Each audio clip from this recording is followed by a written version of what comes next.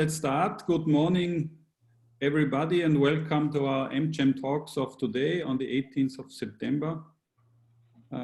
Thank you for joining and showing interest in the topic. We have a very hot topic, and we are really honored that we can present to you a very distinguished keynote speaker today, Dr. Alexis von Hoensbroech, currently CEO of Austrian Airlines and serving in this position since 2018.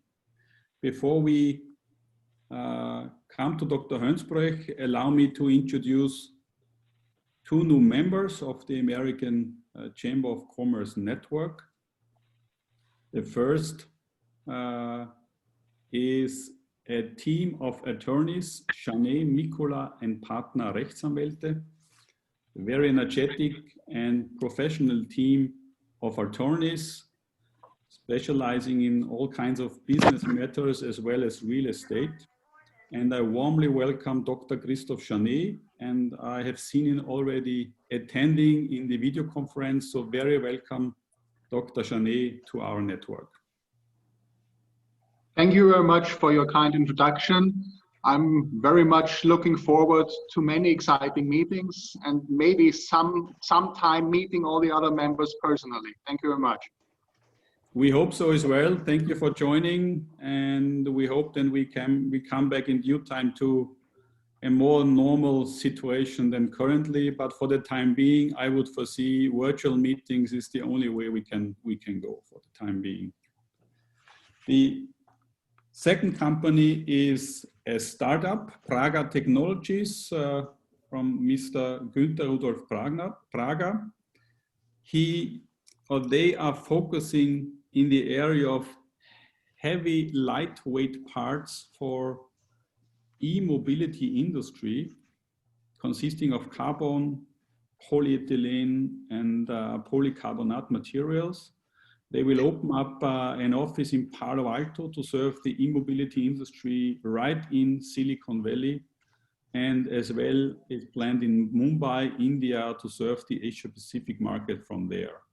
Very exciting and dynamic company, and we very welcome Praga Technologies. Unfortunately, Magister Praga couldn't make it today, and we will welcome him again in one of our next events. So with this, I would like to introduce briefly to you Dr. Alexis von Hoensbroech. Dr. Hoensbroech is German. He was born in Cologne in Germany and studied from his background, very interesting in the technical direction. So he studied physics on the University of Bonn, and he held a PhD, a doctorate in an astrophysics related topic from the Max Planck Institute. But after the very technical education, he decided to join one of the leading consulting companies worldwide, Boston Consulting Group, where he served for over 6 years in Munich and Tokyo. And this was also the time when he first got in contact with the airline industry, because this was one of the industries he was focusing on. And seems so he did this so successfully that Lufthansa hired him in 2005 to join Lufthansa Corporation in a management position. And first time he got in contact with Austrian Airlines was after the acquisition of Lufthansa of Austrian Airlines, because he was responsible for integrating Austrian Airlines into the Lufthansa Corporation. And also this went very successful, and he went up the career ladder in different management positions, and now summiting for the time being. He was announced in 2018 to take over the CEO position of one of the flagship companies in Austria, Austrian Airlines. And we are really, really honored to have you here today, Mr. Dr. von Hoensbroech, in a very challenging and exciting times, especially for your industry. And we are looking forward to your keynote, and I would give the stage to you. Thank you. Yeah, thank you very much. And thanks a lot for the invitation to this very distinguished round of people.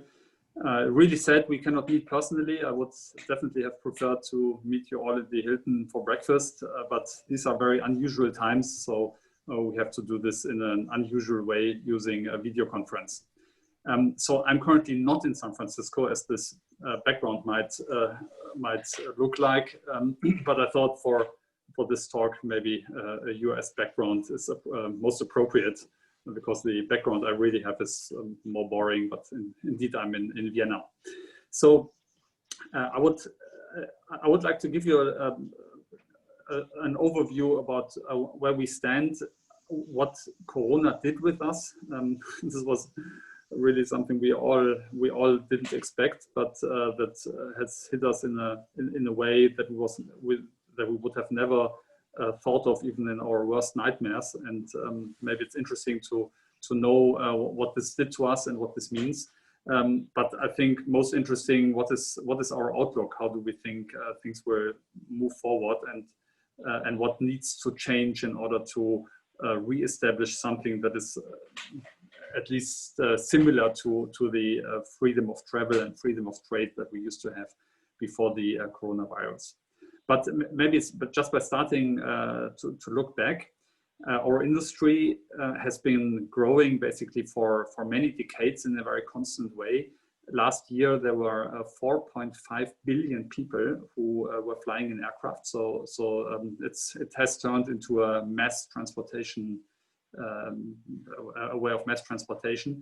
And the reason that it has been growing constantly for 5 to 6% every year was basically driven by two things. That's the globalization that has been growing. And as we all know, this is a very, very useful and value-driving thing, that we have a global sharing of work and workforce. So this is definitely driving it, but also the increasing wealth around the globe. So more and more also poorer countries, third world countries, are developing middle-class people that have enough money to spend also for travel. And since traveling seems to be a kind of basic desire of people, this is constantly fueling the number of people that are flying. Even though only 1 out of 5 people on this planet have been using an aircraft in their life so far. So this also shows that while without Corona, this industry would still be growing probably for a very, very long time. The transatlantic business, or the transatlantic travel, is extremely important for our industry. It's probably the most important intercontinental corridor that is existing. Just to give you an idea, the trade volume between Austria and the US is 19 billion US dollars. So this is really big. And after Germany, the US are the second most important trade partner of Austria.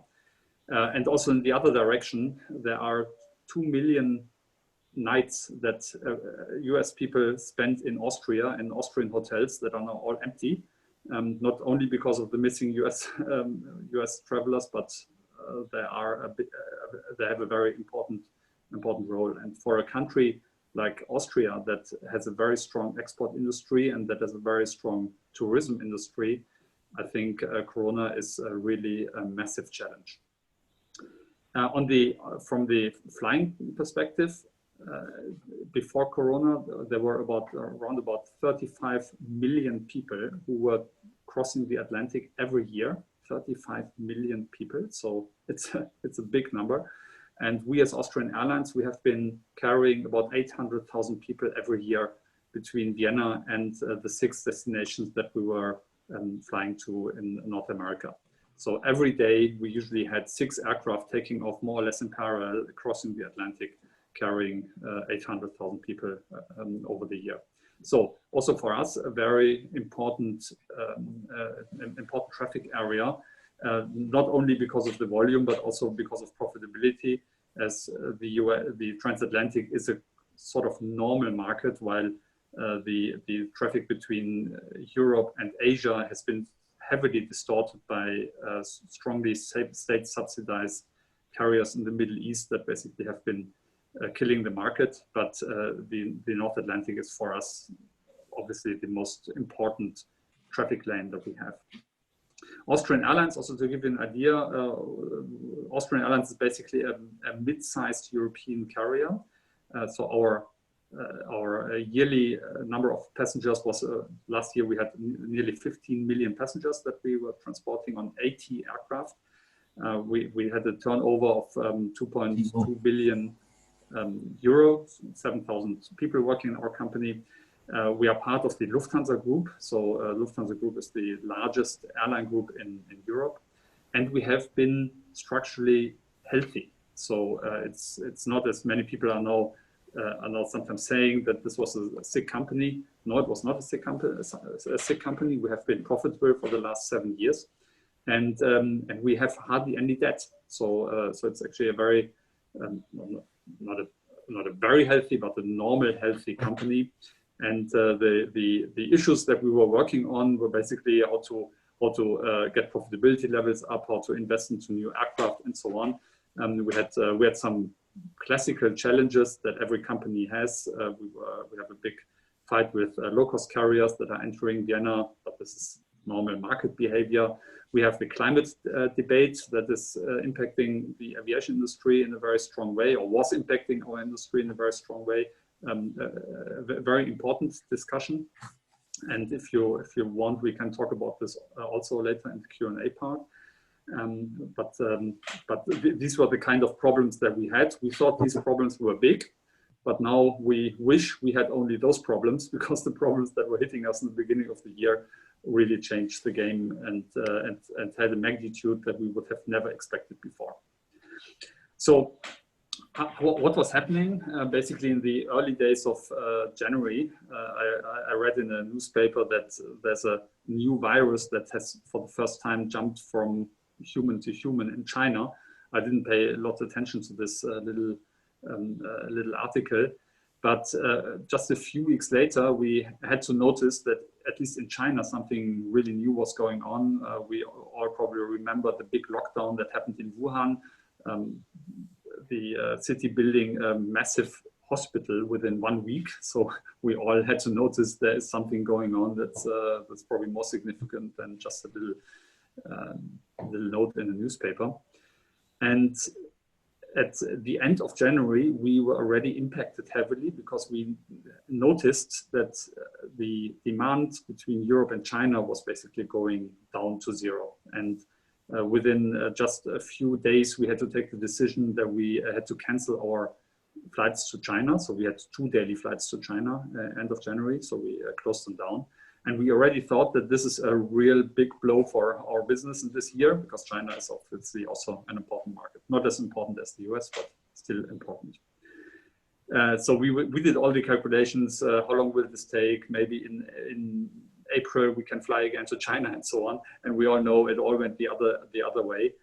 Between end of January and mid of March, we were constantly impacted in a stronger and stronger way by the virus. And by the 19th of March, we basically had to close down our business entirely. And I must say, this is probably a day I will not forget in my life. This was really tough.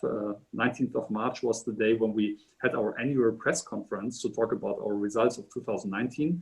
This was just by coincidence. And on this very day, at 8:30, our last scheduled aircraft landed in Vienna, coming from Chicago, and this was the last scheduled movement at that very day. And from that on, we were on the ground. And just to give you an idea, in the entire second quarter, the number of passengers that we were carrying as an airline, as Austrian Airlines, was the same amount as we were usually carrying on a single day. So this is the magnitude which we are confronted with. And on this very day of the 19th of March, this was also personally quite tough to basically announce that we are now closing down our scheduled business, and we don't know for how long. We were sending home over 7,000 people. And this was a very difficult situation, because we all knew in this moment that this can end in a bad way. So we were basically in the in the largest and most dramatic possible crisis. This also, I thought I had already lived through several crises, but now I know that the crisis can be much, much bigger than I ever thought. And in the moment when you are suddenly faced with a potential insolvency of the company, then the entire way of working changes. So every meeting was with lawyers, with accountants. We had weekly meetings with our supervisory committee. Everyone was on home office, so a very weird way of working. And we basically first try to understand where we are standing, how much money do we have, how long can we survive, and then we, in a very early phase, started to create a business plan, to create scenarios. Will we be on the ground for 6 weeks, for 3 months, for 6 months, forever, and then what do we need to do to survive as a company? Then at the same time, we were approached by the Austrian government for 2 things. One was that the Austrian government, the foreign department, they noticed that there are about 50,000 Austrians around the globe, and all these people probably want to come home.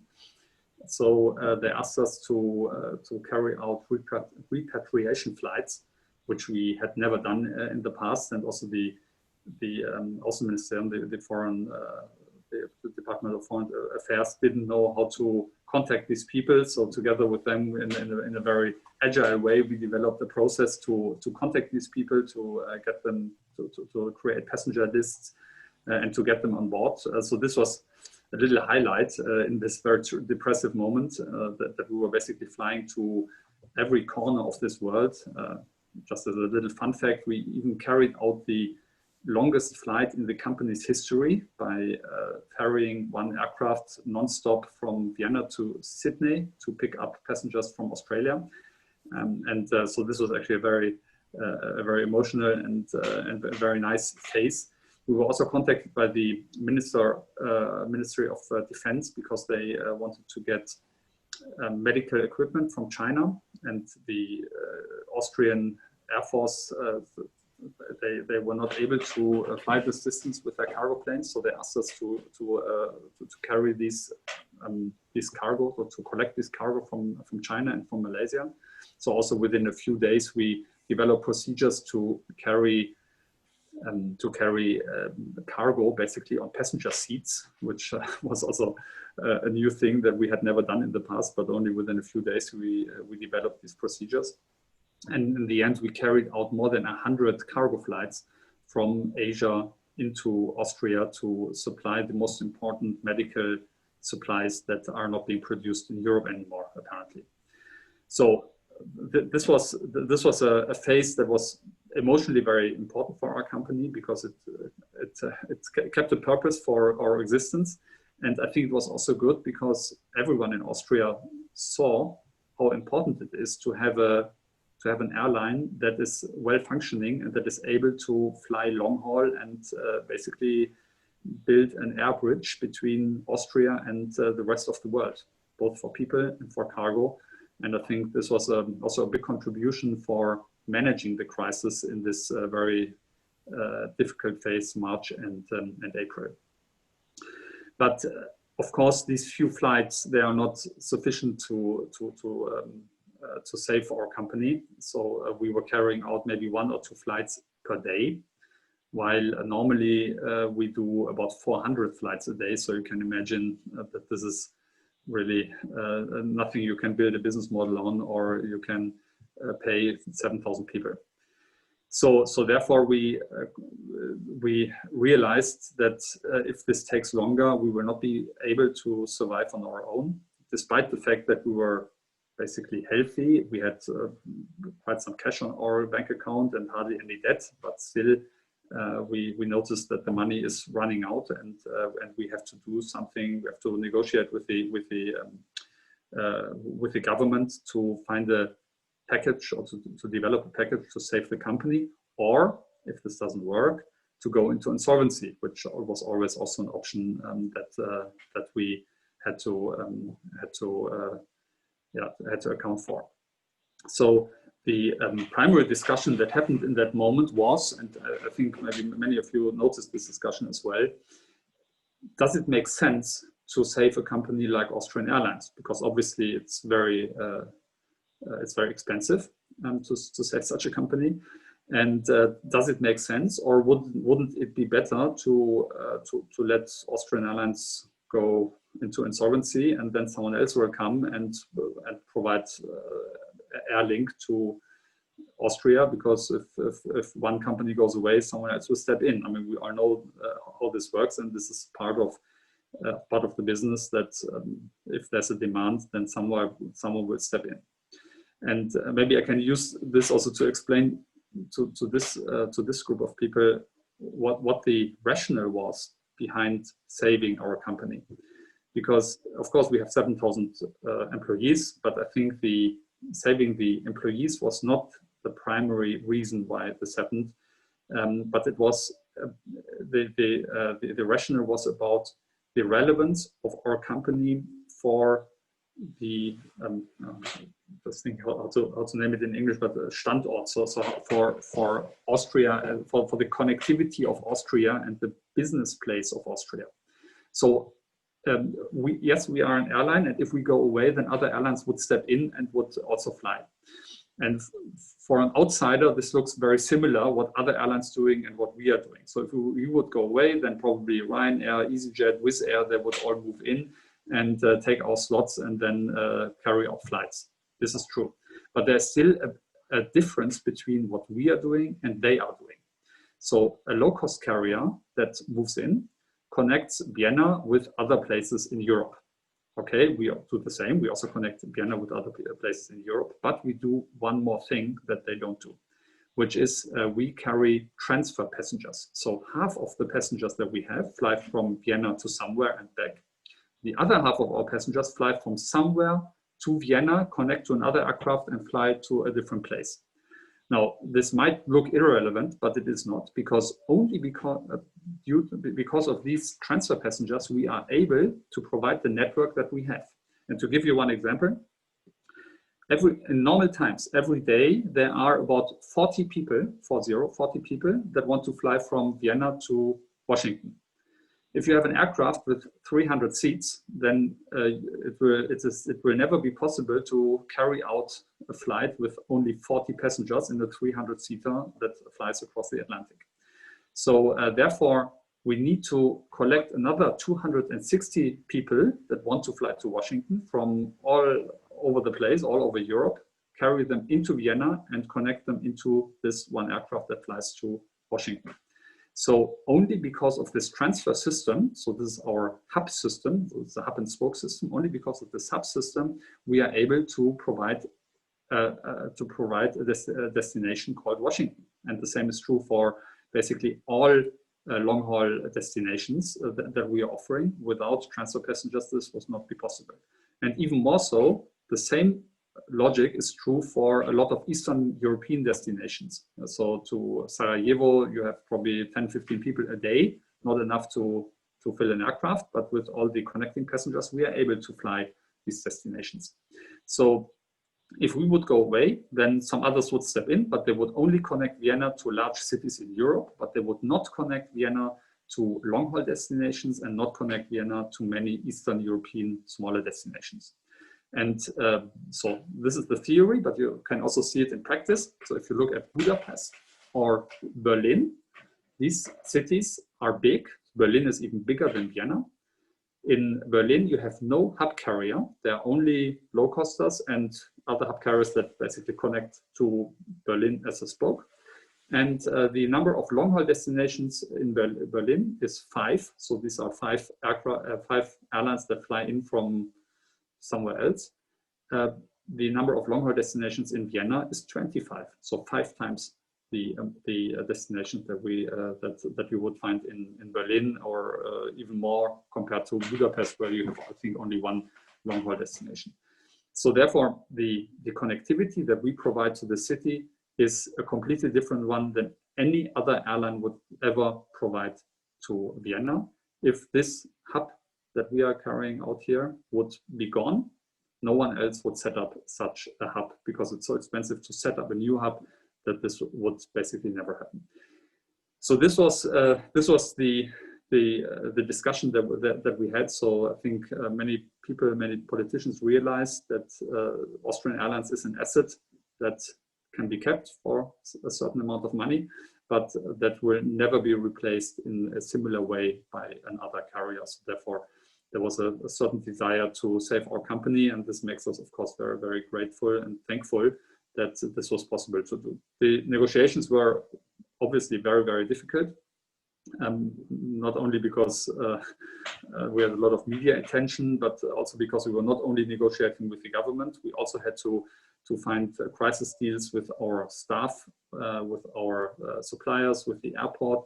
And then also, of course, we had to negotiate with the banks because the majority of the money comes as a loan, state guaranteed loan, but the banks have a remaining own risk. So we had very, very tough negotiations with the banks to get these loan facilities done. In the end, it was successful with all those stakeholders. So the government, our staff and unions, or the airport, the banks, and so on. So in the end, we were able to create a saving package for our company that should normally be enough to get us through the crisis and also allow us to return back into a healthy company once the coronavirus is over. So this happened basically between March, April, and June. So in June, we closed the deal. In end of August, we actually received the money. So right now, I think we have never been in such a bad state of the company, but we never had that much money on our bank accounts. So this is good, and gives us a good buffer for the time to come. But looking into the future, we are still obviously worried, and we all know the figures that are happening right now. It's Corona is not at all over. There have been never so many new cases as yesterday, and also in Austria, it's going up. And the industry is strongly burdened. I think there are more than $100 billion in state aid for airlines around the globe, so heavily burdened, and Corona is still growing, and second waves are coming up all over the place. The governments are reacting to this with travel restrictions, and one of the probably most prominent ones are the travel restrictions between the US and Europe. So right now, EU citizens are not allowed to enter the US, and US citizens are not allowed to enter Europe. Only exceptions, but not on a normal way. And this is irrespective of the question whether they are sick or not, or whether they carry the virus or not. It's just a general travel restriction. And this is now getting even worse. Vienna has been declared as a risk area by many, many countries. So Germany, Switzerland, Belgium, Denmark, and so the list is probably getting longer and longer. And these travel restrictions are basically being made on a national level. So we thought we are in a supranational environment with the EU and also with global trade agreements and so on. But actually in this crisis, every single nation is reacting in its national or nationalistic way. So we are being faced by short-term, heavy travel restrictions that are coming on basically every day, and this makes it very, very difficult for us to comply with all these regulations that are coming in a new way every day, and even more so for our passengers. It's a pure nightmare because our passengers, they are heavily verunsichert. They don't know what's going to come, and therefore they are also very reluctant to fly. So we see in the bookings that people currently book on the time scale of 2 to 3 weeks. And after that, basically no one is booking. People are afraid that if they make a long-term booking, that they cannot fly, or that they fly and cannot come back, or have to go into quarantine. So people are very, very insecure what to do. And this makes it very difficult for us to create a stable flight plan. And therefore we are also now doing less flights than we were originally planning. So we are below 30% of what we were normally flying. We were hoping to get up to 50% of our normal capacity until end of the year, but right now I think we can be quite sure that this is not going to happen. In contrast, with all these travel restrictions, it's going it's getting probably worse and worse, and we have to expect that the autumn and winter will be very, very tough for all of us.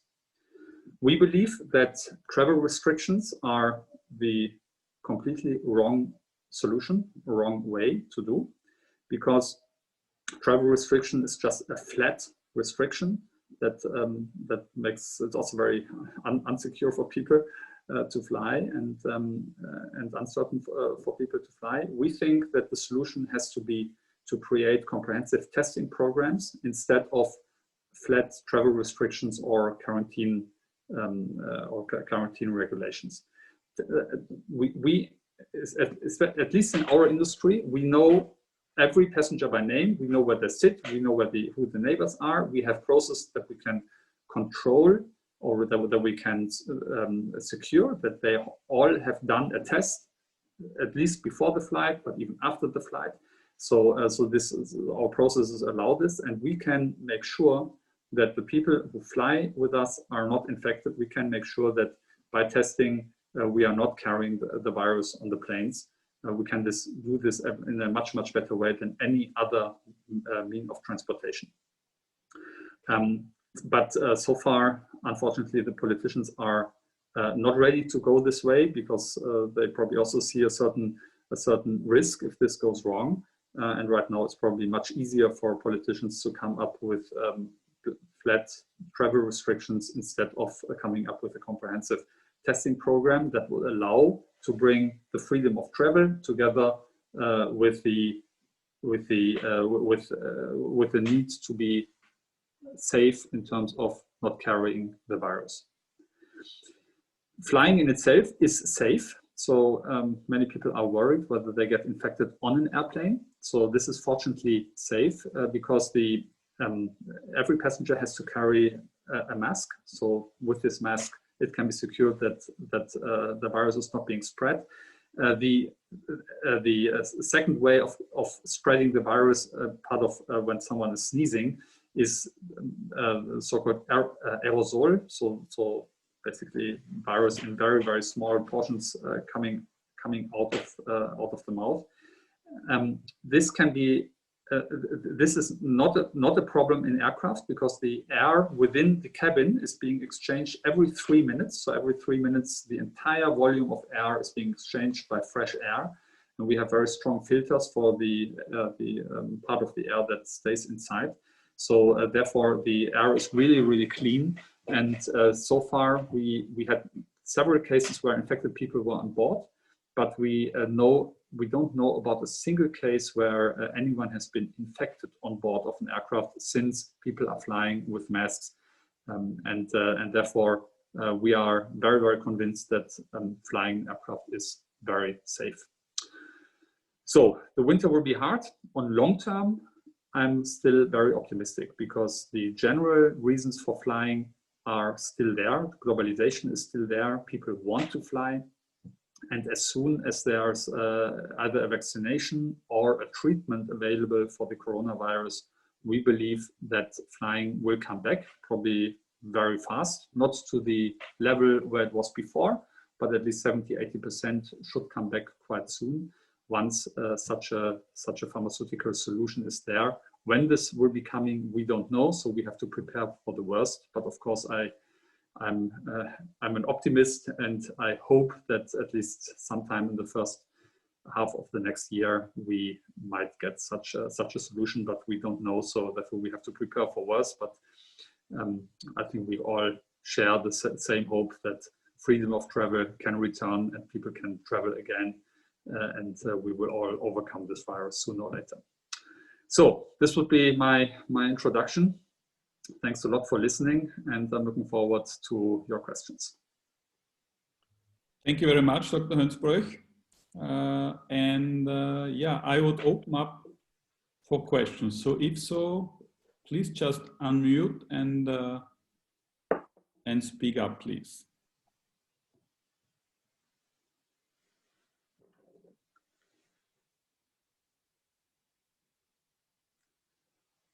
So then maybe I would start with the first question to break the ice in that respect. I mean, with the current utilization of your capacity, which you said 30%, and unfortunately probably going down, what's your estimate for how long can you prolong at this rate? And do you foresee second round of conversations, negotiations with the state in order to keep the systems up and running and alive? And even in worst case, do you see also the way that the state may go back as an owner of national carriers at the very worst case scenario in order to secure jobs and the airline itself? Mm. So how long can we survive? I mean, this really depends on how much we can fly, and so this is a little bit difficult to foresee. But we have a lot of reserves in our business plan, so we can definitely survive for some time, even if we go back into a second lockdown and we have a second grounding, which we all hope is not going to happen, but we all don't know what the future will bring. We would be able to survive this for some time, but not forever, of course, because there will be a point in time when also the money that we have received will run out, and so if we are on the ground for the entire next year, we will not survive it without additional money. But if we have a very tough winter, I think this winter we can survive definitely. So so I think it's the entire plan is conservative enough and has been actually checked by every accountant and every banker that was available in Austria. I think this was the best analyzed business plan that Austria has ever seen. So therefore, I'm quite optimistic that we are realistic enough. But again, if we have a half a year, a full year of grounding, we of course would need to talk again. But as of now, we don't expect this to happen. The question about taking over the company by the state has of course been discussed during the negotiations. Austrian has been in national ownership for the majority of its existence for about 50 years. And I guess many of you remember that this was not really a success story. And to go back into this national environment, I don't think that this would be good. And the reason is that, in fact, Austrian Airlines is far too big for the Austrian market. Actually, only 1/4 of our passengers are Austrians. The other 3/4 are people from other countries. So therefore, an airline of our size needs a very strong access to other markets, to passengers of other markets, to be able to run a profitable business. And this is only possible in cooperation with a big other carrier. And basically, apart from the Lufthansa Group, there is no other big airline that has such a broad market that it can open to us. The good thing about the German-speaking market is that it's a very decentralized market. So you have many big cities that don't have a strong international connectivity. So it's not only Frankfurt and Munich, but it's also Hamburg and Berlin and Hanover and Nuremberg and Stuttgart and all these places that have only very, very small long-haul offerings. And all those destinations are basically open to connect through Austria into the international world. And without that, it would be very, very difficult. So therefore, I think a renationalization or a buyback of Austrian by the Austrian state would not be beneficial and would probably eventually turn out more expensive than the current scenario that we have. But this is my opinion. But I had the impression that the government was also looking at all kinds of options. I think if I would have been them, I would have done the same. So they definitely looked at all options, and they of course heard what I said, but I'm sure that they also received independent advice on these things. And I assume that this advice was in the same line that I was now talking. Thank you. I would have a question if that's okay. So thank you for your speech. Very, very interesting. I'm in the real estate sector and building up several countries at the moment. So as you can imagine, it was not the best time to open up new countries such as Spain and Italy. So my question is, if we think, or if we see this from a very pessimistic view, this might not be the last the last virus we have in the world. So how do airlines cope with that future reality, maybe, or what plans are made here?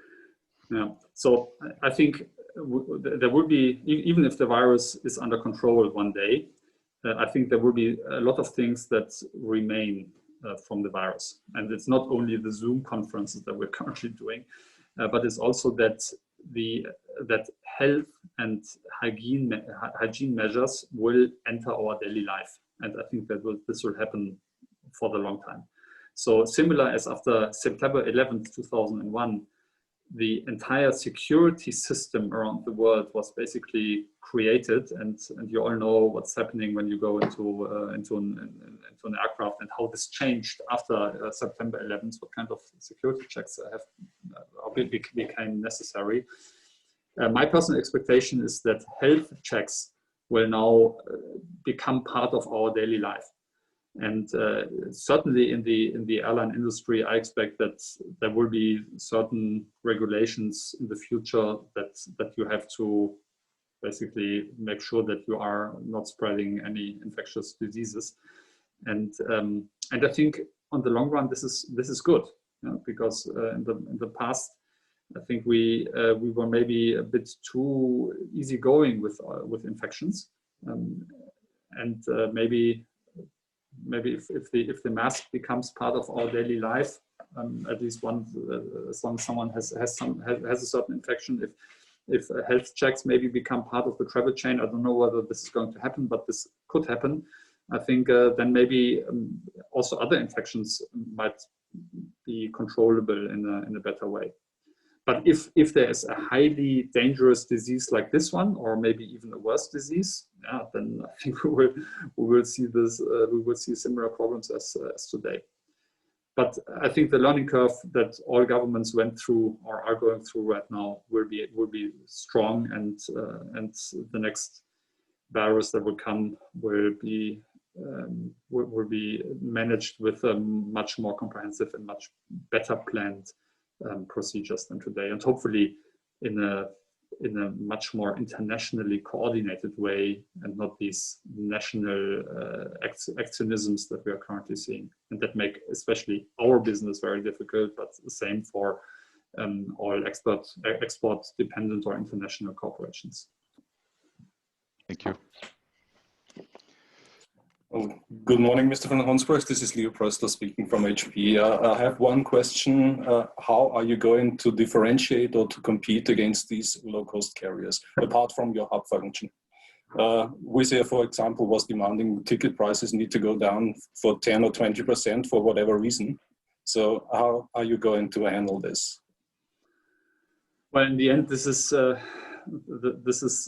are market dynamics. I mean, this was there before and will be there after, and therefore we will have to deal with it as every other traditional airline as well. So in the end, we have to face the fact that we have cost structures that are more legacy than their cost structures. So we have to work on them, and we did that already before Corona. As you might have heard, we had announced a quite comprehensive restructuring program in our company to manage our cost base, to become able to compete with these companies in a better way on the cost side. But at the same time, we of course need to differentiate, and our product is different than their product. It's not only the reliability and our service, but it's also the type of connection that we offer. So as I said before, half of our passengers are transfer passengers, the other half are local passengers. So with these local passengers, we are in a one-to-one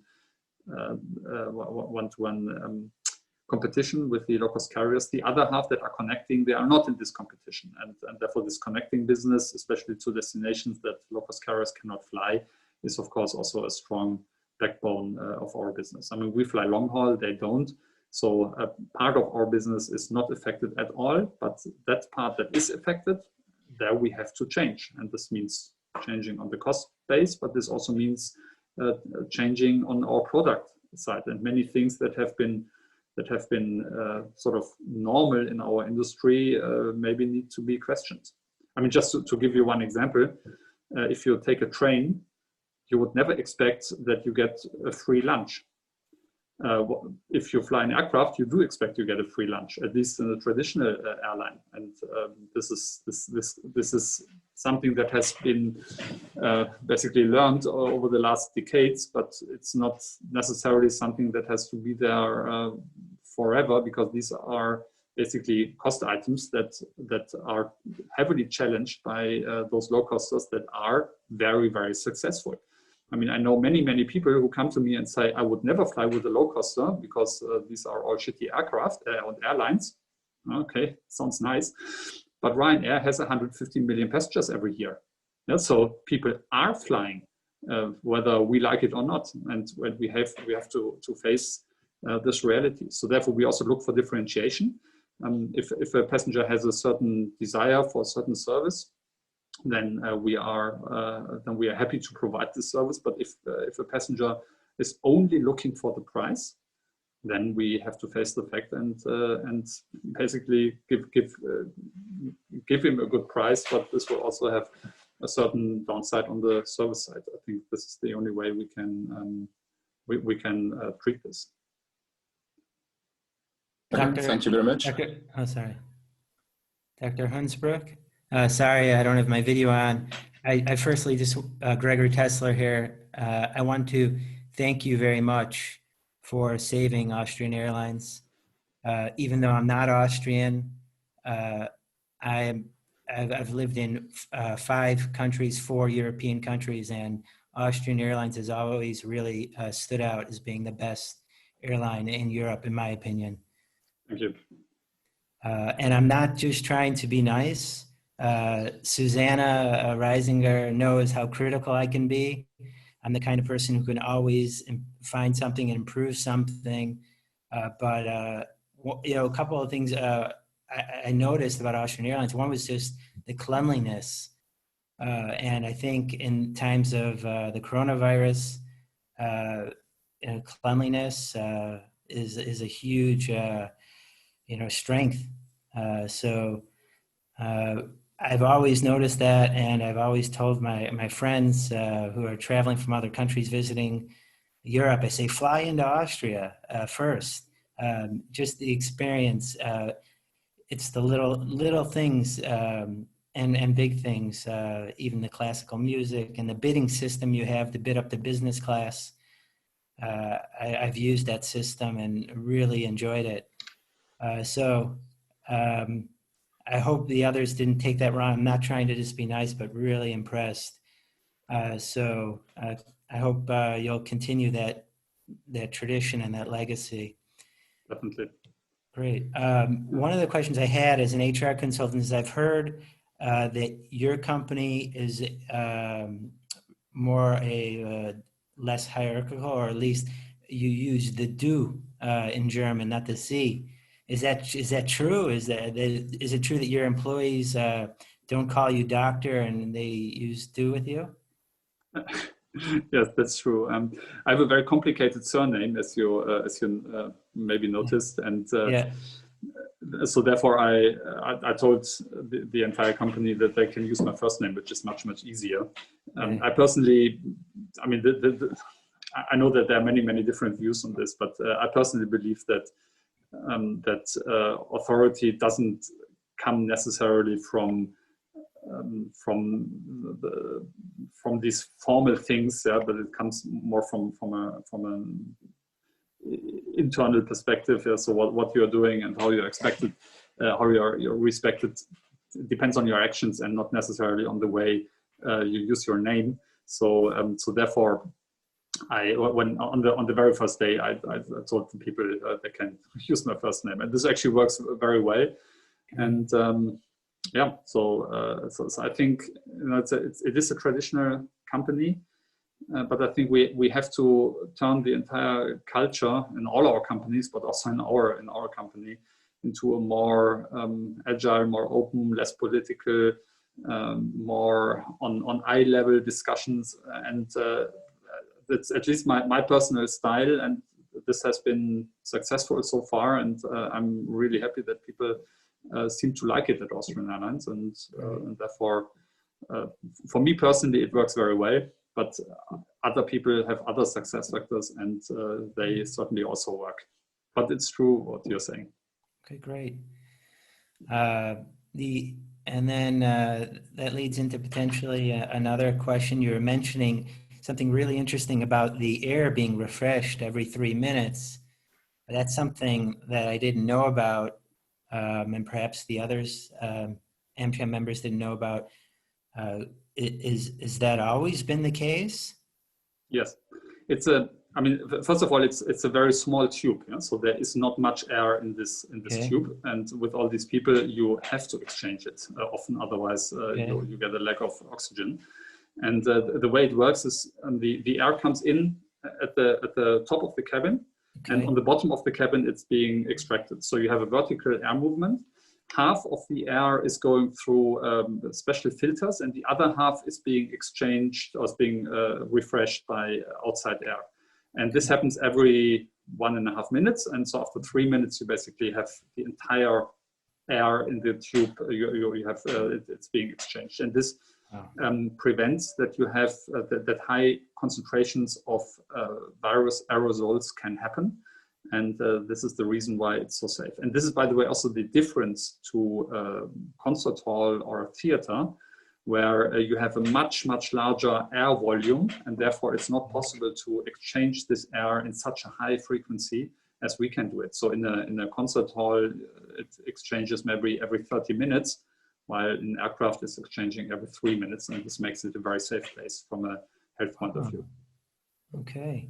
And so that's quite interesting, because at the moment we have trains are allowed to move passengers, and they're clearly not, I don't believe they're that the air is being replaced every 3 minutes in trains. Well, yeah, I don't know how it works in trains. Generally, the air volume is also relatively small, but they certainly don't have the sophisticated climate system that we have. Yes. Aircraft have to have a sophisticated climate system because they fly on altitudes where you would normally not survive without this type of climate systems. Okay. And therefore, at least for aircraft, this is true. I don't exactly know how it works on trains, but this is the reason why we also don't leave the middle seat free. So due to this fast exchange of the air volume and people wearing masks, it is actually safe to have every seat taken, at least if the aircraft is fully booked. And this is again important, because if we would have to leave every second seat free, empty, or even though additionally every second row empty, then it would not be economically viable anymore to fly these aircraft. So therefore, we are quite happy that the air quality is as good as it is. Okay. Well, thank you very much. You're welcome. Okay, with this, I think we can close it for today. I would like to say really a sincere thank you, Dr. von Hoensbroech, for being part of our community and giving us this insight. And I just can recall that Gregor was saying, thank you very much for the work you're doing for Austrian Airlines. We wish you all the best luck and success in the future, in for sure some challenging times still ahead of us. But we have all the support, at least from our community, as soon as we can take off again, also on the business side, which is not so easy at that point in time. We definitely support you and Austrian Airlines as well. So thank you very much. And thank you all for joining today. I just want to show you in the end our next events. You should have it on the screen. So on the 6th of October, we have a live stream event virtually because we are celebrating 60th anniversary of AmCham in Austria, where we're very much looking forward with a very prominent panel and speakers together with us. And this will really be a great event. On the 9th of October, the next AmCham talks with Markus Gstöttner. Markus Gstöttner is Economic Advisor and Deputy Chief of Staff of the Austrian Federal Chancellor Sebastian Kurz and his cabinet. And he will talk on wirtschaftspolitische Maßnahmen, the way forward, a more general topic. And on the 16th of October, we look into Airbnb together with Dr. Martin Förster from Graf Bitkowitz. And I hope you will take your time to join us again for these interesting events, and hope to see you there again. Thank you again. Have a good day. Stay safe and safety. And thank you for joining. Goodbye. Thank you. Bye. Thank you. Goodbye. Thank you for the invitation. Bye. Goodbye.